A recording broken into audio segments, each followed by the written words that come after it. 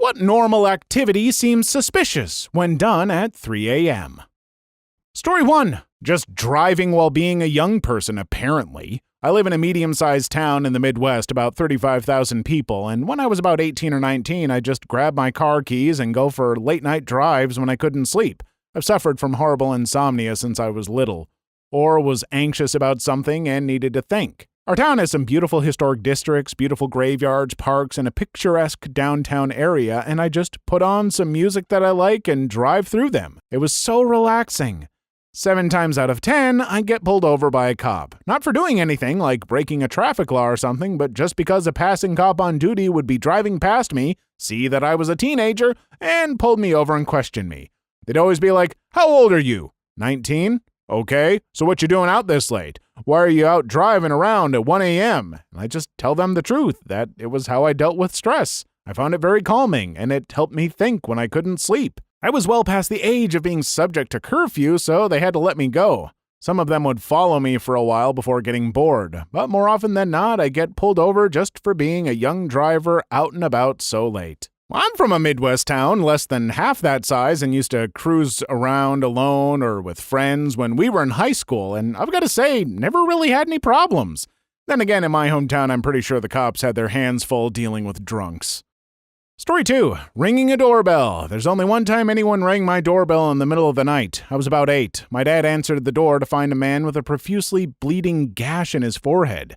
His wife was driving a car with him and crashed into a tree in front of her house. She was still in the car, unconscious. I was really young, so I didn't understand what was going on at the time, but in hindsight, I'm sure they were drunk. So what I guess I'm saying is, yeah, normal things don't coincide with 3 a.m. doorbells. Story 3. Digging a hole. When my cat had to be put down, they gave us her body wrapped in a blanket so we could bury her.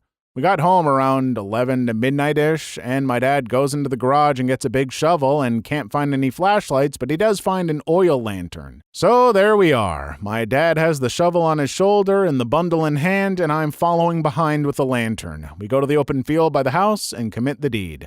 I think your pet would have been proud to have such a dramatic and suspicious funeral, as befitting a cat. Yeah, and also the fact that for just one last time, the cat inconvenienced you in the middle of the night when you would rather be sleeping. I think your kitty would like that. But more seriously, it is nice you all took the time to do that. It is tough to lose a pet. Story 4. Getting water from the sink downstairs in my house, apparently. Never seen my dad come downstairs so fast. I tried this and had my mom come upstairs and grab a big 8-inch chef's knife before screaming at me to freeze while she turned on the light. I was 3 and had been banging around trying to get the stool so I could reach the glasses. I wasn't scared, just confused. Story 5. Walking home, but there happens to be a woman doing the same and she's in front of you. Yo, same. Worst thing is when you're following someone who lives in the same apartment as you. You just walk them behind, trying to leave some space to let them feel comfortable, and then it's been 4 blocks later and you're walking up to them as they put their keys in the door. Tension releases when they shut the door and you actually have a key to the building.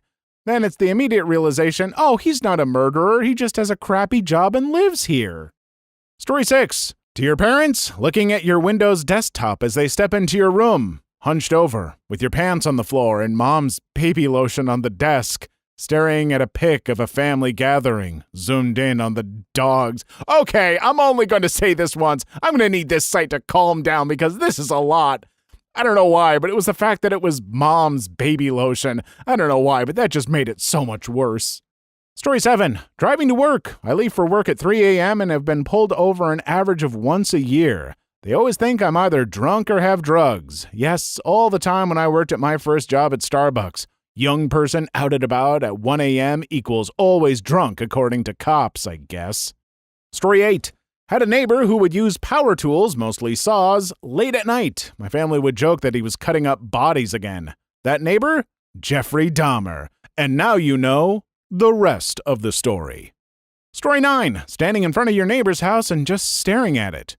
Wait, I can do this in broad daylight and not be seen as weird? Effing sweet!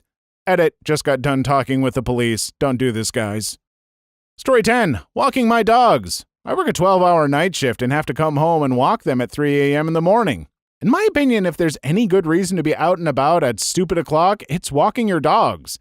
If you're up late, you're also going to wake up late, and it's cruel to make them hold it for that long. Yeah, I don't know. I honestly find nothing strange about folks walking their dog at pretty much any hour, especially if you live near apartments. When a pup's gotta go, they gotta go. Also, if one of your dogs is as big as my Great Dane, it's a nice way to feel safe walking at that hour. Not a lot of folks want to mess with a big bald guy who has a Great Dane on one side of him and a pit bull on the other. Hell, I might just walk them at night just to feel tough. Story 11. Playing Pokemon Go or Ingress. I do this. Cops are always curious and pull up next to me. I just tell them that I'm playing Pokemon while nobody is out. They leave me alone for the most part now. Story 12. Answering emails, especially for your customers. In grad school, this would not be viewed as weird. Professors tend to do it as well. No one in academia ever sleeps. Story 13. Losing your keys and looking for the extra hidden one around your entryway. Luckily, I keep a spare key under the mat. Expression of anger at oneself.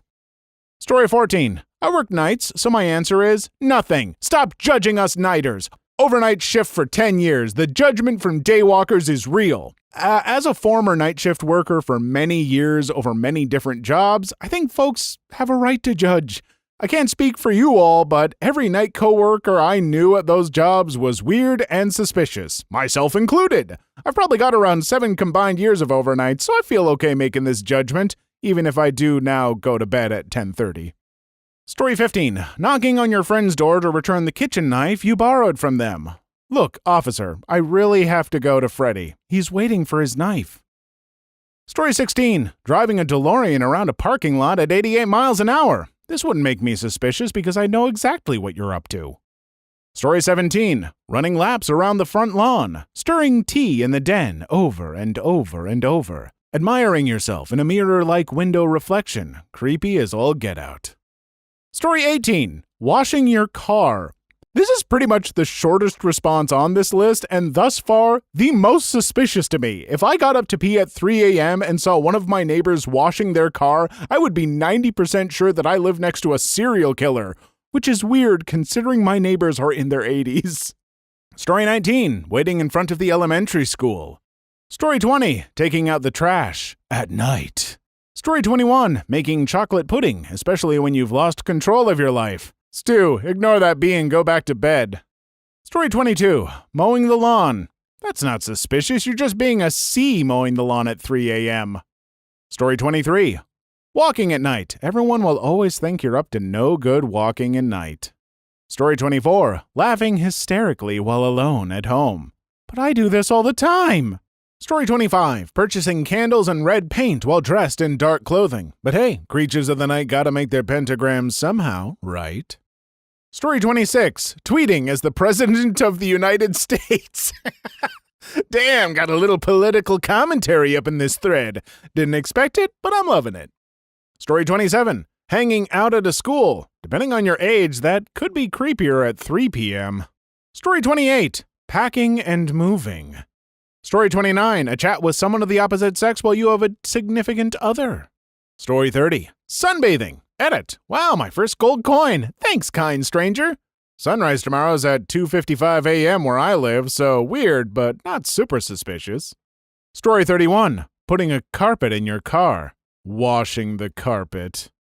Story 32. Going into a bank. That would be called breaking and entering. Yeah, I don't know if I saw someone in a bank at 3 a.m. I would think, strange, why is a banker working so late? I would just think, oh, a bank robber, cool. So less suspicious and more very clearly of ill intent. Story 33. Receiving a phone call. Edit. Spelling. My mind immediately goes to, oh no, who died? My mind goes to, who's in jail and how much is bail? Story 34. No BS, one time I saw my neighbor mowing his lawn at 3 a.m. Well, that's Crystal. Story 35. Flying a kite. Story 36. Playing on the playground. Depending on your age, this might be the only time it's not frowned on. Honestly, at night, the suspiciousness gets reversed. See, in the daytime, an adult with no kid at a playground? Suspicious. At night, I'm not suspicious of that adult. They are just sad, or maybe high. Either way, you enjoy yourself. A child on a playground at night, however, is either a ghost or some devious trickster spirit. Either way, you run. Story 37. Giving a kid a tour of the neighborhood. Story 38. Visiting your uncle's grave. Aunt's grave is totally kosher, though. Story 39. Cleaning your guns. Story 40. Suddenly liking the pictures of someone you barely know on Facebook. I don't know, I feel that makes me less suspicious and more just kinda sad. Story 41. Nursery rhymes on your porch. 1, 2, Freddy's coming for you. Story 42. Asking your neighbor for a cup of sugar. Powder. Story 43. Talking to Jake from State Farm. Story 44. Eats a Krabby Patty. Oh boy, 3 a.m. Please leave your story in the comments. I would love to make a video on them in the future. Also, don't forget to like and subscribe.